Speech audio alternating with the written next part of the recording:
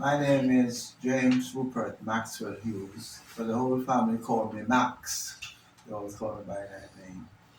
I left for England from Antigua in 1957 and arrived there in the 2nd of September. My first job was on the railway.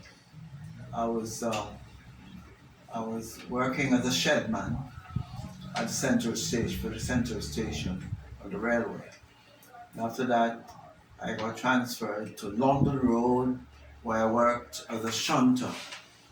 And as time went by, I was able to transfer to Birmingham and then apply to be a signalman. And I was trained as a signalman in Birmingham.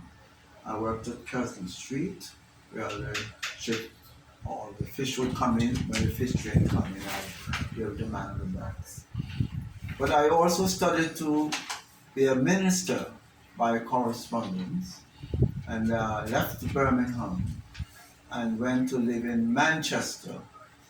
I transferred as a signalman there, worked as a signalman, and after a time I went to the Bible school, the Nazareth Bible School, that is in Manchester, in Didsbury, Manchester.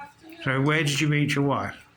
I met my wife at a convention in Birmingham because we used to have a get together from time to time, and I saw my wife be there, and after a while traveling to Birmingham, from Birmingham to Leicester, she was our host to prepare meals and all that, and then after a time we got to correspond with each other while I was a pastor in Manchester, and I got married in 1962.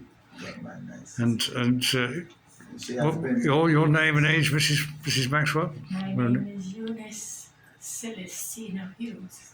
Okay, and how old are you? Now I am 83rd June. Yeah, and you're in receipt of a pension as well. I am. Yes.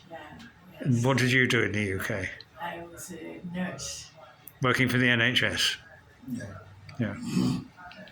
Yes. Yes. Yes. And so both of you paid full national insurance I did. Yes. all the time you were working in the All UK. that was working. So in what year did you retire? I retired at the age of 65. That is, my pension was 65. But I worked on in Jamaica at the Bible school until I was 70. But in that time, the correspondence came to me from Britain to say if I need to pay up my stamps, so £3,000, which I did, so that I could have full pension. I was getting full pension for 5 years. I worked on when I was 70. But when I came back to Antigua, where I was born, my pension was frozen from that time. When you say you were getting a full pension, you were getting a full pension, but what you mean, it was being uprated every year while you were in Jamaica? Yeah, it was uprated every year whenever the government gave increase or cost of living. Yeah. And Mrs. Hughes, were you receiving a pension as well? I was. And yours was being uprated as well? Until I retired. Yes. So. When they retire, you give you an age that you will finish. But you were when you were living in Jamaica, your pension was being uprated the same as your husband. No, I used to get it from. Yes, I know, but it went up every year. Well, it happened every year. Yeah. Why? Yes. Yeah, it would be, yes, because. So for 5 years you lived in Jamaica and your pensions were not frozen. Not frozen. And then you came to Antigua. That's right. So what happened when you came to Antigua? Once I came to Antigua, my pension was frozen. But at first, I just gave the information that I transferred to Antigua when I was 70. And I didn't realize until one day my daughter came from England and said, you freeze your pension down here. I said, joking.